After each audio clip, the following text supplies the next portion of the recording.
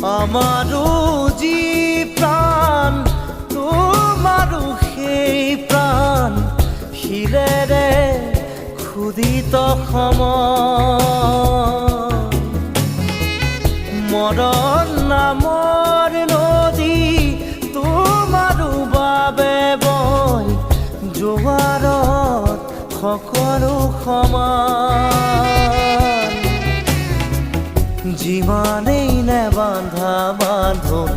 সিমানেই জুৰিব কান্ধোন নিজৰে শিৰতে কালপুৰুষ লোৱা লোৱা আৰু লোৱা খোৱা খোৱা